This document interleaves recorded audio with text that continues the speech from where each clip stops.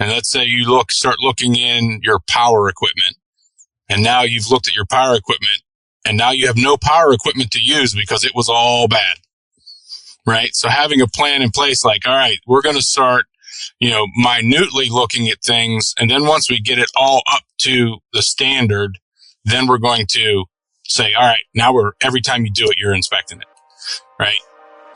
Because when you start looking, you definitely start finding.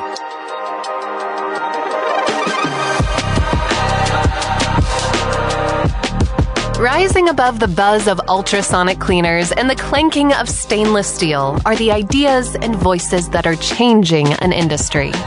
You're listening to the Beyond Clean podcast, the central nexus for the people, processes, and products that are improving our sterile processing world. Each week, we speak with frontline technicians, CEOs, engineers, and entrepreneurs with a common goal: to help you fight dirty, every instrument, every time. Whether you're tuning in for education or inspiration, we're glad you did. Now turn on those washers and turn up the volume. It's time to go beyond clean.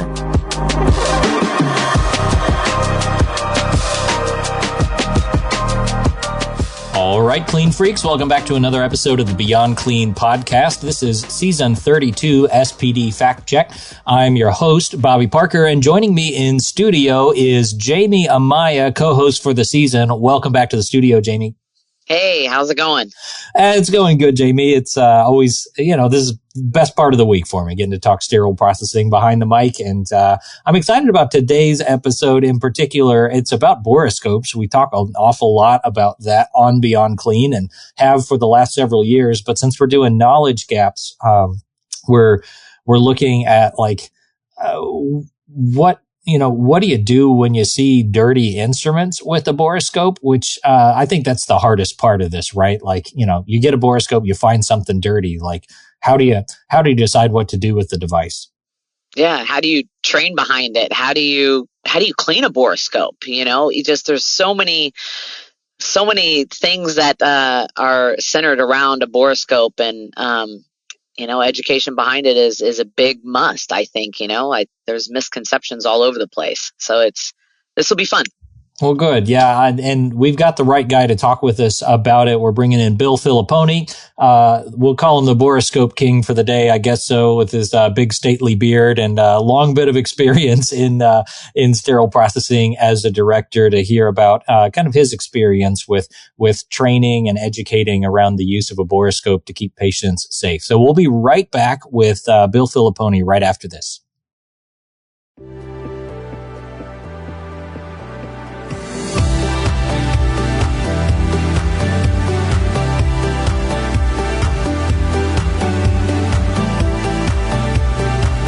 From the studios of Healthcare HQ, you're listening to Beyond Clean, the global voice of sterile processing.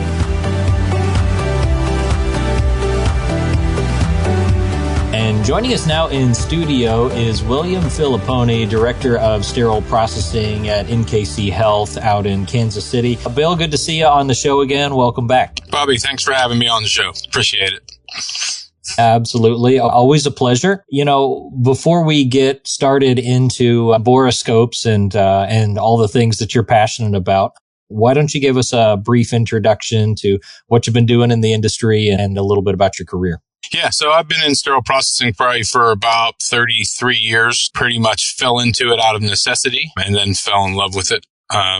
Really enjoyed my career. Been in pretty much every position in a sterile processing department that there is. Currently, obviously, I'm the director of sterile processing here, and just really love the industry, love the people in the industry, and just look forward to, spending the rest of my time while I'm working in sterile processing.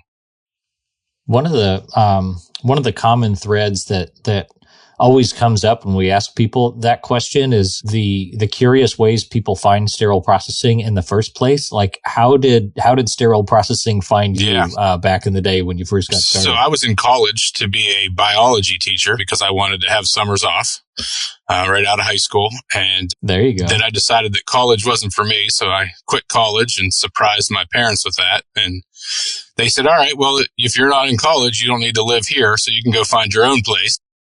Yeah. So I had a buddy that worked in the hospital, and I got a job as an escort. Some people call that transport. When I tell people I was an escort, they tend to they tend to laugh. But worked in the careful with that one. Transport department. I wasn't going to say it. Worked in the transport department for about 3 months, and then ended up transferring into a sterile processing department it was a small inner city hospital, about 125 bed hospital. And I was pretty much the only male in the department, and I was the only person that was under 50 when I started in that department. So it was a learning experience. You were the guy that, you were the guy that got to do all like the heavy lifting or fixing the cart that got stuck in the sterilizer, yes. Things like that. Yes. Like, William, lifting all the trays. At that time, we were still folding linen, doing trays. We had a washer and dryer in our decontam room because we washed all of the air mattresses from the unit. We did all of the patient equipment, so all the stretchers and wheelchairs, we cleaned all of that. We delivered the mail. We delivered clean linen. We part leveled all of the office supplies, even throughout the whole hospital. It was a small unit, but we did a ton of stuff. Yeah. Was it called Central Service at your facility at that time? Yep. Yeah. Because that's what it was. You were like the hub of everything perioperative. So. Yeah. Yeah. Pretty wild.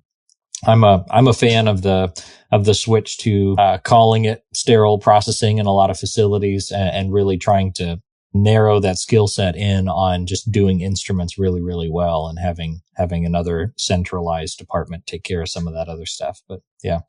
Some people are lucky to have it separated. Yeah. Mm-hmm. Now, at my facility, it's all separated. Everybody has their own spots. And I tell everybody, you're lucky. Yeah. You're lucky because it used to not be that way.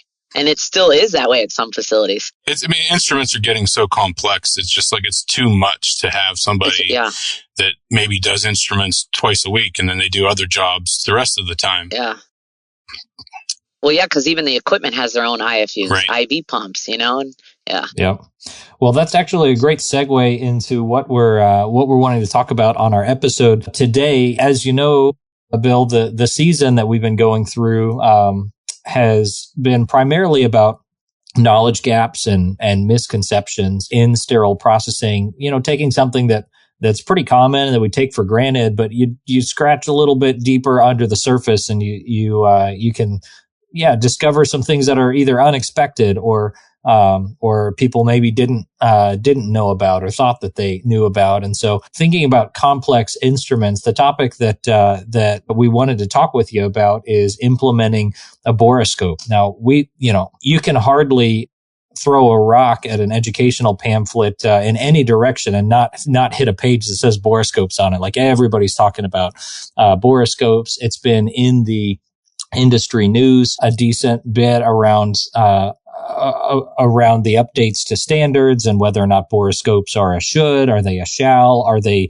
even just a can, like how important are they? And then obviously you go and look at departments and there's a big swath of departments that are just getting a borescope for the first time in their departments and are starting to use it. And so this episode, I guess, is less going to be about the importance of getting one in the department and more about like the now what moment. Like, okay, so you get the borescope. How do you use it in an effective way? And what are some of those kind of knowledge gaps and misconceptions about how borescopes ought to be implemented in the department? So before we get there, why don't you start us off just at kind of the level of definitions? Borescopes get bought because we're trying to find debris inside of complex instruments, inside of endoscopes. But can you help us define like what some of that debris is? Like when a tech looks through a borescope, what kind of things are they likely to find? Yeah. So I always tell people it's very similar to that a Disney Aladdin movie, right? It's a whole new world because we've never looked on the inside of these items. And you read a standard and it says, you should look inside of this instrument with a borescope. And then you get that borescope in that instrument and you're like, whoa, what is there? What is all that stuff, right? Are those hairs? Are those brush fibers? Are those scratches? Is that blood? Is that soil? Is it rust? I mean, being able to discern the difference, when you look inside of an item is 100% the main concern, because most of the time, the first time you grab a borescope and look in something, you're not going to realize what any of it is. You're going to say, oh, that's all soil, right? And then you start looking at it and then you say, all right, well, what does a brand new one look like? Let's get a brand new one and look at that. And it looks the same as the one that you thought had soil or damage to it. So that's kind of being able to start from a brand new point and then understanding what was there when it was manufactured to what is there now, is one of the better ways that we've found that, when we find an instrument that's damaged, we'll say, all right, well, let's get a new one and look at that first. Yeah. Something to compare against. Do you keep any like photo libraries of that kind of thing, of brand new instruments to compare against, or just find one on the shelf that's in better shape to compare against? No, we actually have signs made for the department around our Borescope stations of this is what a brand new, let's say, shaver. This is what the brand new shaver looks like inside. You want to compare that to the one that you're having, because we had a lot of them that they were like, well, this is all scratched up on the inside. And I was like, well, that's actually the manufacturing process from it when it was made is why they look like that. But we didn't know that until we sent like 4 of them back, and we were like, all right, then we got new ones, and we were like, oh, well, these look the same, brand new. The same, yeah.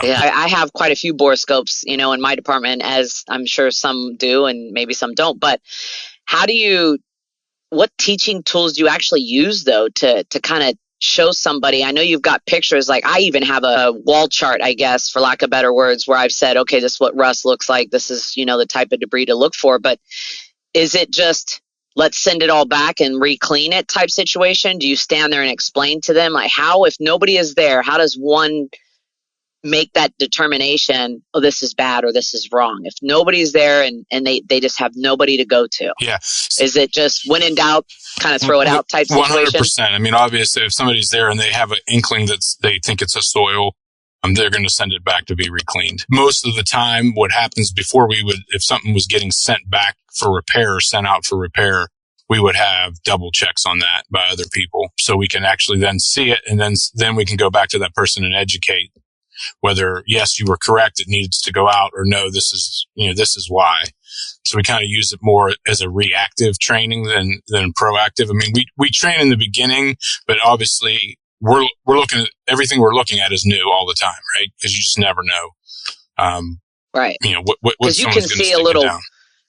Right, because you can see a blip in the metal, right? A defect, literally, of the instrumentation. And then one might say, well, is that bioburden? Is that bone? Because of the shine sometimes could look white versus the metal.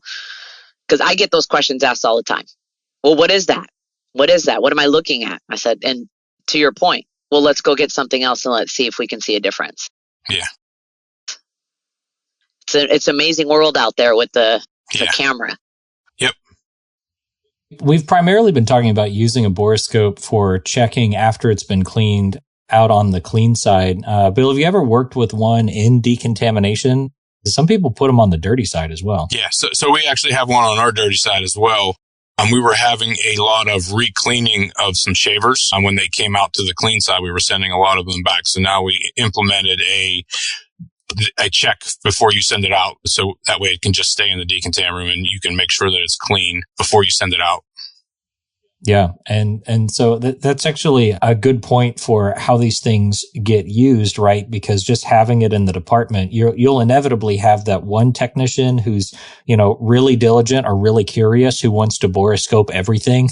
They'll find some crazy places to stick that borescope, but then others who maybe aren't as interested in that or are prioritizing, their efficiency, maybe wouldn't use it at all. So having some clarifications like that of what instruments need to get the borescope on it and which ones are, kind of up to discretion can be really important for just having some consistent quality across the board. As you've worked with this for a while, what has that quality process looked like for your facility about which instruments have to have it, which ones are optional, which ones you shouldn't try to fit it down and break the borescope trying to get it in there? That was going to be my next question. Yep. Yeah. So, we started this process based off of what IFUs require borescopes is how it all started, right? And so those instruments are actually set up in our tracking system they have to do a sign off that they did a borescope inspection. So that kind of facilitates them, pushes them to say, all right, I've got to go check this instrument with the borescope. We've added to that instruments that tend to have soil in them. Maybe it doesn't say specifically in the IFU that you have to use a borescope, but these are known problem areas. So those ones also have that in our tracking system to say, like, these must be inspected with the borescope before sterilization. So do you put that right in, like the quality person is doing that quality measure, or you put it into your tracking system that makes the tech acknowledge that, okay, so they're doing their own quality check. I'm acknowledging. That's smart. Yeah. Yeah. Now, could they just acknowledge it though and be like, yeah, I did it? They could. I mean, it's definitely possible, right? I mean, it's not impossible or implausible, right? We are working with humans. That's true. That's true. But how do you? Go ahead. Oh, go ahead. No, you go. Well, I was going to ask, how do you? Okay, I get a lot of damage when it comes to borescopes. So what's something that we can take back to our teams to help implement or give instruction or in service to on how to maintain a borescope to provide, these are expensive items, right?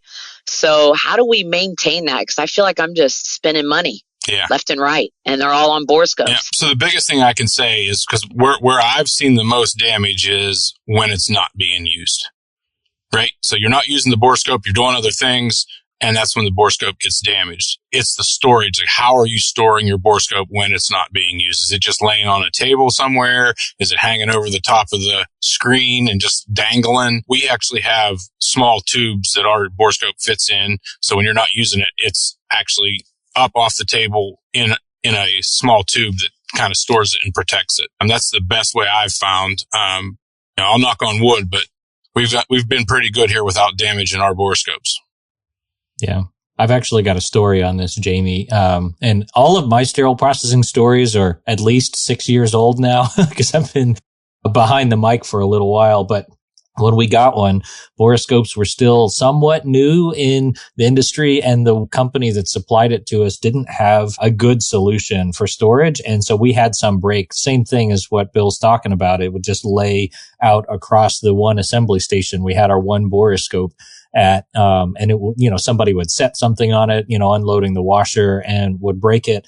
And so what we did, we got one of those plastic bins that we had been using for storing clean supplies in, and drilled a hole in the side of it to mount the body of the borescope to, and then coiled the borescope loosely inside this kind of square bin, and had stickers all over it that says, only the borescope ever goes in this bin, and then taped out a spot on the table like that is where the borescope lives, so that it had its own box, and you could just reach in and pull the end of it out and operate it, and then just set it back in its bin, and did the whole thing there. And it was a plastic washable bin, so if we ever had to reprocess the thing, like the whole bin and the borescope went back to decontam for reprocessing. And it worked out well. We were real proud of that. Kind of a shame we never got any royalties off that company making some of those things in the future. But yeah, sometimes it does take some creativity to make sure that you're not damaging it while it's at rest in the department. Because they're not cheap. They are not cheap. The first borescope that I've ever had in my department, I actually bought on Amazon, and it was like a 5mm coiled camera. I think it was used for like mechanics or something. I bought that because I was like, we got to follow this IFU, and we don't have the $10,000 it was, 10 years ago for a borescope. So we bought that, and it fit down the specific instruments we needed it to, but obviously they've came a long way since then. For sure. Well, yeah, the fiber optics and everything. And one of the things that, might discourage somebody, at least in today's environment, from doing that, as they look at capital purchase won't let us get a borescope, and I can get one for $200 on Amazon, is the IFU piece, because we've got this supposedly clean device that's going down potentially dirty devices, and occasionally is going to have to be reprocessed. What have you all done, Bill, with your borescopes as just a procedure whenever somebody finds a dirty instrument? Like, how much goes back to decontam? Just the instrument, the whole tray that it came through the washer with? And then what do you do with the borescope to make sure it doesn't cross-contaminate the next instrument? Yeah, so obviously anytime anybody finds any type of bioburden in any instrument, they're going to send that back to decontam room. We always send back the whole tray. There's some thought process of is how big do you want that to go? Should you send back that whole load that came through the washer with it, right? Because soil isn't, the water in a washer is reused and sprayed around. So should you do the whole load? We actually just send back the tray, and then that borescope actually disconnects from the monitor, and just the borescope goes back to the decontam room to get processed. And we have a new one that we plug in when that one gets processed, and then it's the next one staged to be used if you have another soiled instrument. Yeah, and people are listening, thinking, "Man, backup borescopes!" Like, living How did you accomplish that? Tell me your secrets, please. Yeah. So currently, right now, we have one in the decontam room, one in assembly at our quality station, and then we have one that I'm trialing that's way cheaper than all of the ones so far on the market that I have at another station. I'm actually getting ready to purchase 10 more of them, so I have them at all of my stations. Yeah. I've been in a couple of departments that have made that switch to having them at every station, and it does practically unlock quite a bit of freedom. You don't have people standing in line waiting to use the borescope. And the more that we can do to eliminate the obstacle or the difficulty of using it, the more likely people are actually going to use the thing. Yes. So yeah, having it right there available with the instruments, when you have the instruction to, check this with a borescope and check off that you did it, that they don't have to pick up and walk across the department to go do that at one station and then bring the instrument tray back. That'd be a great thing, something to work towards. Yeah, well, definitely efficiency, right? Yeah. Go ahead. It definitely increases efficiency. The only warning that you throw out there with a borescope is make sure you have a plan in place, because when you start looking in stuff, you're going to start finding stuff. And let's say you start looking in your power equipment, and now you've looked at your power equipment, and now you have no power equipment to use because it was all bad, right? So having a plan in place, like, all right, we're going to start minutely looking at things. And then once we get it all up to the standard, then we're going to say, all right, now every time you do it, you're inspecting it. Right. Yeah. Because when you start looking, you definitely start finding. Yeah. I've experienced that, and a lot of leaders who are starting kind of sterile processing leadership today may be inheriting departments that already have those systems in place. They've had a borescope for a few years. They're kind of at a stable place, but you're right. When you're introducing the first one for the first time, you have to make some crazy decisions. For us, it was every tonsil section, every Andrew section we looked at in the department was dirty. So we bought a ton of those tonsil sections. A little easier to do that than buying a whole fleet of power equipment. Right. But since you've kind of lived through this, what have been kind of those stories for you all as you've figured out how to manage risk? Okay, now we know that we looked inside these things. They're not ideal, but we can't just pull them all out of service. How have you managed that in your department? I mean, I think you have to look at it and say, is it patient safe? If it's not patient safe, you've got to pull it. I mean, there's no way to get around that. So, kind of looking at instruments and saying all right, is this able to be cleaned? And then, we spend some time. Sometimes it's a half an hour trying to clean something. And, all right. Yeah, it looks better now. We're good to go. But we know that we're going to need to replace that at some point. So, kind of looking at, making sure that items that are being looked at are clean and patient safe, but also being able to replace anything that you find that is important. I mean, it's just, we have to run our industry like that. There's just no way around, oh, well, this is, damaged, but I'm still going to put it through because I can't do cases without it. Well, you've just put everybody at risk that is going to be using that. So knowing that, that point is obviously, and every little instrument's going to be different. At what point is it not safe to use or anything like that? So when you look at, obviously the borescope is creating an environment for safe patient care, correct? But what's on the flip side to that? What do you hold as an accountability piece, right? Because it's obviously going through quality, or your assemblers are noticing flaws within their instrumentation. now that we've identified something, we're going to keep our patients safe, but what's the accountability piece back to our teams in our department, right? Because somehow there's a miss. So in my mind, I want a back step, right? Where did it come from? How, who was it? Did it not come down at point of use correctly? Decon, where was our miss? And then what's your accountability piece back to the backflow of that? Yeah. So we see a little bit of that, when it comes to items that maybe aren't point of use treated, right? So we definitely follow that up. As they come into the decontam room, if there is an item that maybe it wasn't point of use treated, our techs, scan that information into our tracking system. And every day, our educator is following up on all of those cases, whether they're going and talking to the OR, whether they're going and talking to an ancillary department that sent us something, and just following up with the people that are doing it, not just making an announcement at a staff meeting or a huddle, like going back to that person and saying like, hey, we got this stuff yesterday. This is how it came to us. This is not how we can accept it. We need to make changes to that. And we find that that's beneficial for the culture that we have here, because then people are saying, all right, I'm going to hold myself accountable, rather than, you make an announcement in a huddle and everybody goes, well, I would never do that. But, we know it was one of the persons in that huddle. So. Right. Yeah. Bill, we've primarily been talking on this episode about the successes that you found in implementing a borescope and uncovering kind of the knowledge gaps. The primary one that you mentioned of, what do I do when I find debris in this thing? Like, is it debris? How do I identify it? I'm curious, since you've been working with these for a while and kind of been there through the process of, everybody getting their first look with the borescope, what are some of the mistakes that were made along the way, or things that you wish that you would have known when you were implementing that first borescope in your department?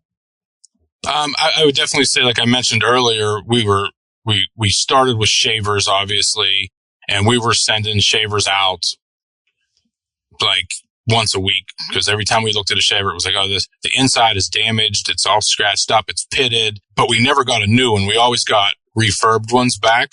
So we thought it would come back from refurb and it would still look horrible. But that's when we ended up getting a new one. And then it was like, this brand new one looks the same as the ones we've been sending back. So we reached out to the company, and it had actually someone that knew how that was manufactured. And they explained that that's part of the manufacturing process. When we're drilling out that shaver, that's what it leaves. And so we probably sent back 15 or 20 of them before we realized that, that's how they are. I mean, there's just no difference. That was definitely one problem. Again, like I said about damage, when we first got them, they were laying on the table. We broke a couple of them, but now that we have them in, some type of little plastic tube to protect them, and we're not seeing that damage anymore. Yeah. Well, I appreciate you sharing your insights with us on the show today. There's certainly, a lot more practical questions that we could dive into down into the weeds of, how to deal with particular instruments. We didn't really touch on power equipment all that much, but that was the one that gave me the most grief. If you look inside of something and you see like a bearing that's rusty, like, is that a patient safety issue, or there's some lubricant inside of the device that's designed to be there, but it's like kind of pinkish brown. It's like, is that okay? Like all those kinds of questions. Right. So I'm sure there are some really practical ones out there that people have about borescopes, and, may want to continue this conversation with you. Is LinkedIn the best way for people to get in touch with you, Bill? Yeah, 100%.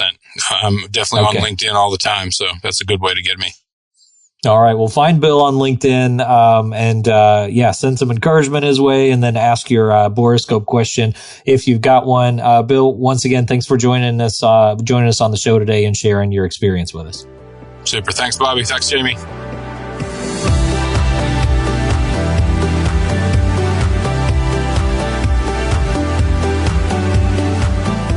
And that was William Filipponi, Director of Sterile Processing at NKC Health, walking us through not just the importance of having a borescope, but also how you use it, Jamie, you got some nods and some laughs in as I was describing like the kinds of frustrating things you find with these borescopes, like the pink colored lubricant inside of things, right? I'm curious, what has been the weirdest thing or the most frustrating thing that you've found using borescopes in your department?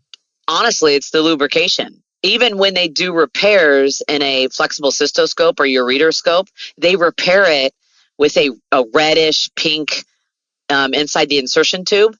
And it just throws everybody off, because when that's wet, right? Wet hits and then you get that moisture and then it looks bloody.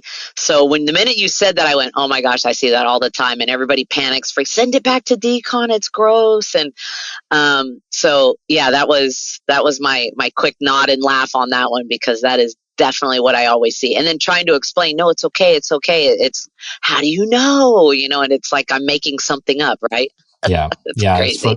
It's frustrating, and I've done the same thing that Bill did in sending out shavers for channels that didn't look smooth, and then discovered the exact same thing. So yeah, I'm sure there's a list out there of common mistakes everybody makes the first time they get a borescope, and I just imagine what that's like from the manufacturer's side. Like, here comes another one. Like, you got to start over trying to explain. The curses of the borescope. That's right, and that is an interesting conversation. Talking with industry manufacturers who make devices, who are saying, like we make an IFU for a reason, for it to be clean in a particular way. Like, you don't necessarily need this borescope tool, but from our perspective, like, yeah, we absolutely need to be able to see inside this and make sure there's not debris in there.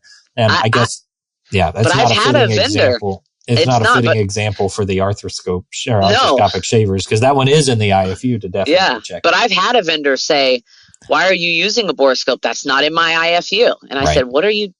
But it's cannulated. There's something that can go down there. And look what I found. Yeah. So, I've had them get upset.